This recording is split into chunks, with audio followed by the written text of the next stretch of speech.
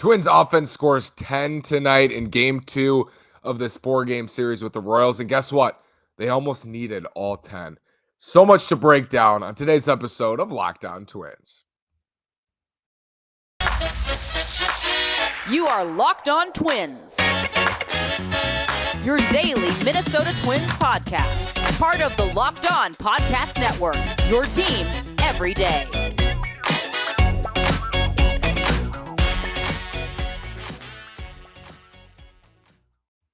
And welcome to the Locked On Minnesota Twins podcast. Today is Friday, May 27th, and I'm your gracious host, Nash Walker. Thank you for making Locked On Twins your first listen every single day. We're free and available wherever you get your podcasts. Again, I'm Nash Walker, been writing at Twins Daily for over 2 years, been hosting this podcast for over 2 years. This is season 4 at Twins Daily. This is season 3 as host of the pod, and I'm coming to you after a Twins winner. I was at Target Field tonight. Good environment. Offense was awesome. Pitching staff, maybe not as much, but the Twins come out with a 10-7 win. I think this game could have gone either way. Excuse me, especially in the middle innings there. It was 4-4. The Royals had come back. The Twins had led 4-0 in this game. It was the same script we've seen basically all of the last week from the Twins, which is get an early lead, and then at one point or another, early or late, give up that lead. And Bailey Ober just wasn't right tonight. And I thought it was a bold but correct decision to pull Bailey Ober after 3 innings because they were hitting the ball hard. Even the foul balls were whistling up. We were sitting on the first baseline tonight, whistling up the first baseline. Hard hit balls. He just didn't have it. The command wasn't there. Baldelli pulls him after 3. And what that does is the bullpen usage is as gross as we've seen it all year. When you look at this bullpen chart, only 2 relievers in the Twins bullpen were not used tonight. Griffin Jax, Tyler Duffy.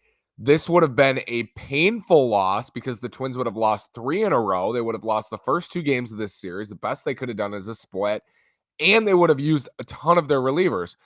Yennier Cano was not good. He gets optioned. I like Yennier Cano's stuff. The command, the control, he needs to improve. He needs to improve if he wants a big league career. Sinker command. I think some of his usage decisions are questionable when he's pitching. He'll go with a pitch, and I wonder why he picked said pitch, like a changeup on 3-0. Some things he does, I don't know why Jeffers called it behind the dish or Yennier shook it off. I don't know what happened there. He's going to go back to AAA with a 12 ERA in the majors, and the Twins are going to call someone up on Saturday, and I expect that pitcher to be Cole Sands. I think Sands is going to come up because they need some length. And to add insult to injury for what would have been a very painful night, Chris Archer starting Saturday. He's gone only 4 innings all year. So you need length in Saturday's game, and they're going to look to St. Paul for that length. But they were all in on tonight's game. Like, they were not going to mess around and lose tonight's game. They did everything they could to try to win this game from a bullpen management standpoint, and the offense scoring 10 runs. I mean, that's an exceptional showing.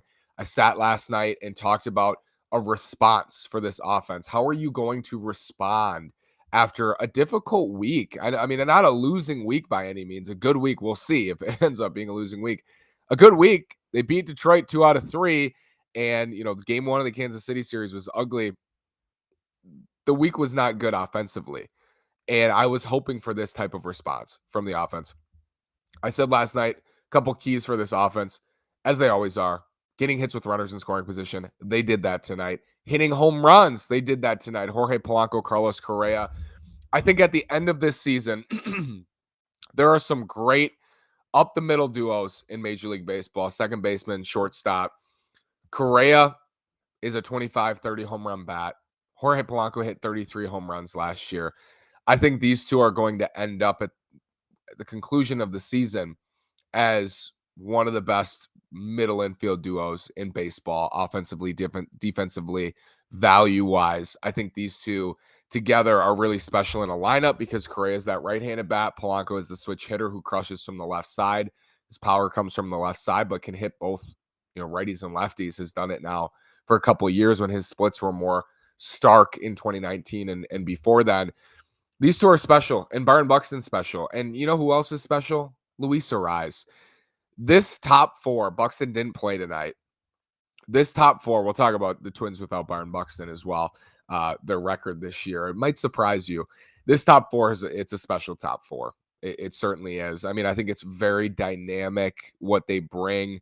Buxton with his monstrous power, a little streakier than the other three. Luis Arraez is almost the opposite of Byron Buxton. He's a left-handed slap hitter all over the field, will draw a ton of walks. He's basically the anti-Buxton, and he's in the top four.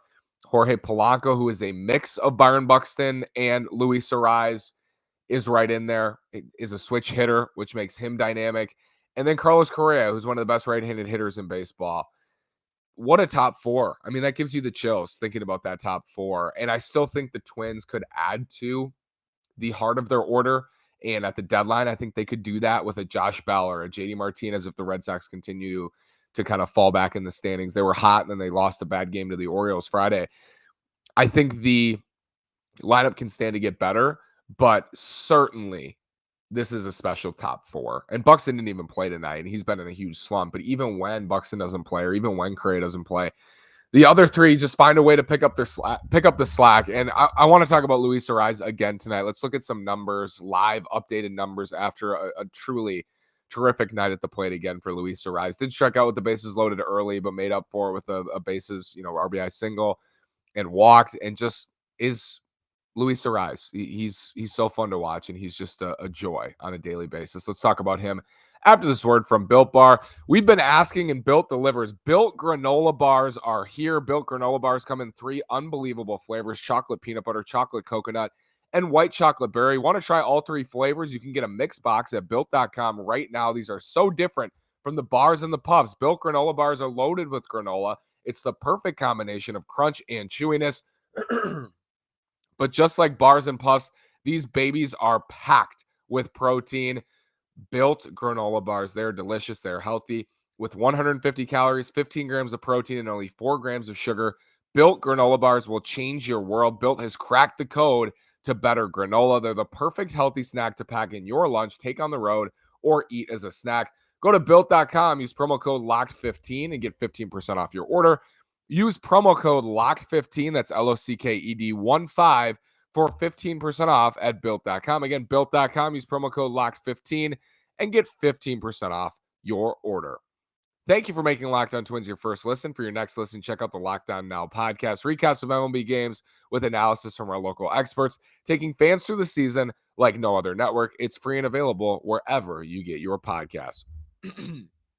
Luis Arraez, as I sit here tonight, leads Major League Baseball with a .450 on base percentage, and he is 4th in Major League Baseball in batting average. He now qualifies for both with a .349 batting average. He's 4th, and a .450 on base percentage.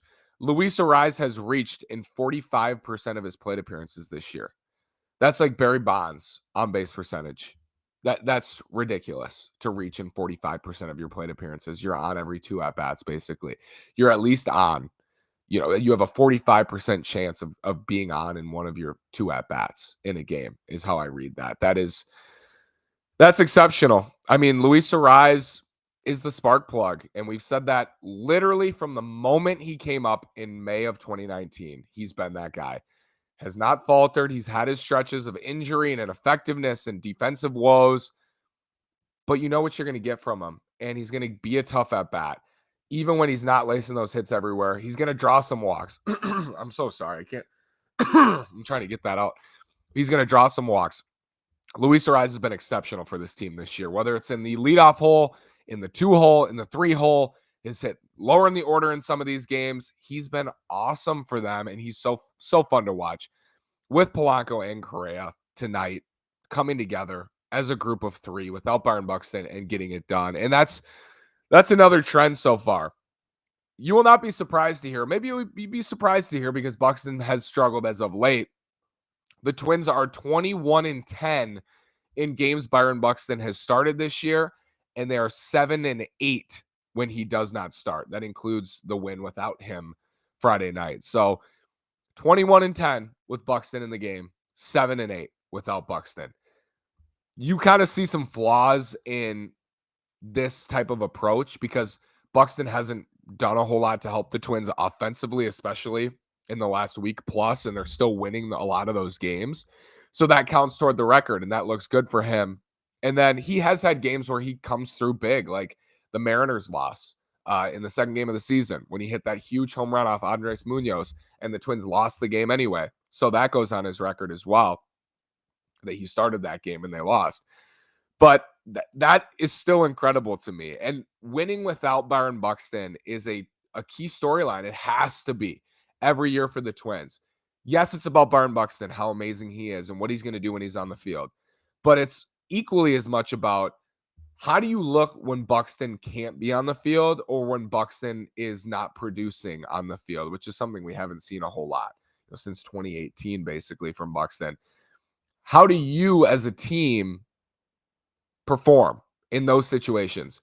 It's great to see them score 10 runs tonight without Byron Buxton. It's a breath of fresh air to think that this offense and this group doesn't have to rely on Buxton. I want Byron Buxton, obviously such an important part of the Twins. Like, he's their guy. He's their leader. He's their heart and soul. I'll continue to say it. This team's not going anywhere in the playoffs without Byron Buxton. In the regular season, I want this team to almost have Byron Buxton as somewhat of a bonus, like be more of a bonus than he is someone you rely on. Like, if Buxton's hitting, that takes this group to a whole nother level. But if Buxton's hurt or Buxton's not producing, it's still a solid group that can hit to all fields. That's going to drive in runs, that, finds a way to score. That's my hope for this Twins offense. That's what I want them to be. I don't want them to be, they can't score when Buxton doesn't play, or when Buxton's not playing well. They can't score. They can't win, because that's not sustainable. Knowing Byron Buxton's injury history, knowing that you can't rely on him to be on the field, it has to be a team that can win without him. When I say in the playoffs, I think he brings your ceiling so much higher, and I think he is a key for the postseason, and they clearly view it that way as well, because they're trying to keep him healthy throughout the entire year. I think their two main goals, as has been said, let's win the division. Let's keep Byron Buxton healthy into October and give ourselves the best chance to end this streak and to make a run in the playoffs. After this word from Bet Online, let's talk about the Royals. Bobby Witt Jr., man, he looks tough. And then the American League, and the Twins now having a 5-game lead on the White Sox in the American League Central. Our partners at Bet Online continue to be the number one source for all your betting needs and sports info. Find all of the latest odds, news, and sports developments, including this year's basketball playoffs, Major League Baseball scores, fights, and even next season's NFL futures. BetOnline is your continued source for all your sporting wagering information, from live betting to playoffs, esports, and more. Head to the website today or use your mobile device to learn more about the trends in action. BetOnline is where the game starts. Again, our partners at BetOnline continue to be the number one source for all your betting needs and sports info. Find all of the latest odds, news, and sports developments at betonline.net. It is where the game starts. Head to the website today or use your mobile device to learn more about the trends in action. It's a great platform. It's easy to use, and they're your number one source for all your betting needs and sports info. Go to betonline.net. This was the Bobby Witt Jr. game. If the Royals would have won this game, and I feel bad, for Bobby Witt Jr., because this Royals team looks like it's not good at all right now. And honestly, pitching wise, doesn't look like it's going anywhere soon on the pitching side. But in the lineup, Bobby Witt Jr. had an incredible night. Stole a base, tripled, homered, singled. It was a double short of the cycle. This dude is extremely talented. Made a play, almost made a play. Kepler was safe. The Twins challenged. They called him out at first.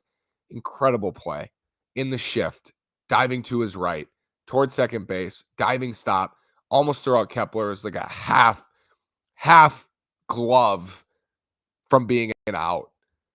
Incredible. Bobby Witt Jr. is going to be a problem for the Twins. This dude, he looks really special and touted as the top prospect in baseball. I think what you're going to see in the second half is these top prospects, Spencer Torkelson, Bobby Witt Jr., you're seeing Julio Rodriguez start to hit. They're going to get settled in. Their talent's going to shine through, and they're going to be difficult for teams in the second half when, for much of the first half, these guys were easy outs in a lot of these games. Easy outs. Bobby Witt Jr. in the first couple series, really easy to get out. Now he comes up and say, uh-oh, Bobby Witt Jr. is coming up. I think the same is going to be true for Spencer Torkelson in Detroit. So that matters for the remaining schedule. when the Twins get out of this thing, they're going to have less games against Detroit and Kansas City than the White Sox will, because they haven't played those teams very much at all, the White Sox. The White Sox have the easiest remaining schedule in baseball. And, it's going to come down to what team in the Central can go 500 or so against good teams and beat the bad teams better. That's going to be the difference. Who beats the bad teams better? Because you play so many games against the Guardians and the Royals and the Tigers. I don't think the Guardians are bad, but they're not good. You play so many of those games in the American League. You play the Athletics, the Orioles. You get so many cakewalk games on this schedule, or at least games you should win. Baseball, you never know. Crazy things happen. Bad teams beat good teams all the time in baseball. But series you should win throughout the year, you play so many of them in the American League Central that the difference often ends up being, how do you play the teams that are worse than you? Do you beat the teams that are worse than you? Because the sample for teams that are better than you, just don't tank against the teams that are better than you. Like, don't go 10-30 against winning teams, right? Because you're going to have so many games against losing teams. You have to tread water against winning teams, and you have to crush the bad teams. That's the key. That's always been the key in the AL Central. That's been the difference maker for every team in this division, every division winner. That's the difference, at least in this period of time. In the playoffs, they're often exposed because the Central's so weak. Maybe this year it'll be different. The Twins will make some moves at the deadline. I think right now they'd be an iffy squad going into the playoffs with their bullpen and with, I think improvements to be made at the front line of the rotation and in the lineup. I think they need to get better and hopefully have some guys from within come up, like Trevor Larnach, who had another nice game tonight, and produce. I think that this is going to come down to records against the Royals, Tigers, and Guardians between the White Sox and Twins, and how they play each other. I mean, that's obviously important. The 19 games against each other. Twins are off to a great start in that regard. They're 3-0 against the White Sox. What ends up happening when it's clearly two teams at the top and they play 19 games against each other, it's like 11-8, 10-9. It's super close. And the Guardians and Twins, I think the Guardians edged the Twins 11-8 in 2019. Twins ended up winning the division by 7 or 8 games by the end. So that's important to beat the Royals and winning this series this weekend. I think it's critical the Twins found a way to win tonight and get some extra insurance runs late, even though they gave up 7, because the bullpen was taxed, because you use Yohan Duran, because, Byron Buxton was out today, was big to win this game, I think. And I'm glad they did. I'm glad that they turned it around offensively. I said last night I didn't want to be sitting here asking if the Twins are for real because they didn't have a response. They did have a response tonight. It was great to see. Brady Singer going to take on Chris Archer Saturday.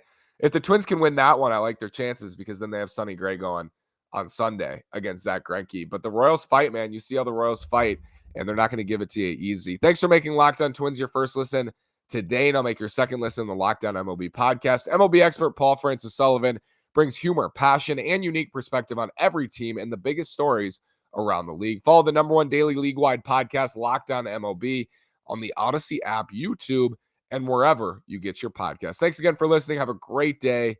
Go Twins.